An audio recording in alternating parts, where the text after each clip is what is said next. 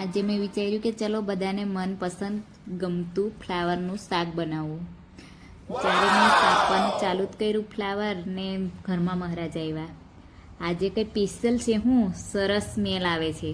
મેં કીધું હજુ તો બનાવ્યું નહીં, હજુ તો કટિંગ કર્યું, તળી મૂક્યું છે, ખાલી અંદર લસણ બસણ નાખ્યું છે અને સ્મેલ કંઈથી આવી ગઈ. તે પાછા ચક્કર કાપીને આવ્યા અને પાછા બોલ્યા, અરે હજુ શાક તો બન્યું કે નહીં. મેં કીધું હજુ તો કડાઈમાં નાખ્યું જ છે અત્યારે, એને ચડવા તો દો. એમ જ મસાલા વગેરે સ્મેલ આવે છે તો મેં મીઠું નાખીને પછી થોડી વાર હલાવીને પછી ઢાંકી દીધું.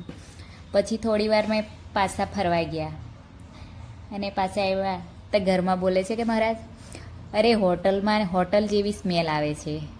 મેં કીધું હા, હોટલ જેવી સ્મેલ. મેં બી હસીને બોલી કે હોટલ જેવી સ્મેલ તો આવે જ ને, મેં બનાવું છું તો ટેસ્ટી તો બનવાનું જ ને. પછી મેં અંદર બધું શાક ચડી ગયું એટલે મેં તો અંદર ટામેટું કાપીને નાખી દીધું.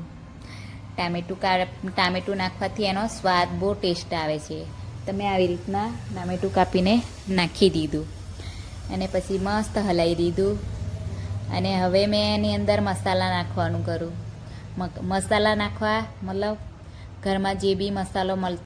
અરે મહારાજ પાછા આવી ગયા. મારે મસાલો તો મેં નાખ્યો નહીં, પહેલાં જ આવી ગયા અને પાછા બોલ્યા, અરે મસાલા કંઈક યુઝ કર્યા કે નહીં, હોટલની જેવી બહાર સ્મેલ આવે છે ત્યાં સુધી. પછી મેં ગરમ મસાલો નાખ્યો અંદર અને થોડું લાલ મરચું, થોડી હલ્દી, બધા મસાલા ઘરના જે કોઈ મસાલો તો મેં ઘર પર બનાવ્યો છે, જે બધા મસાલા નાખીને મસ્ત મેં મિક્સ કરી લીધું.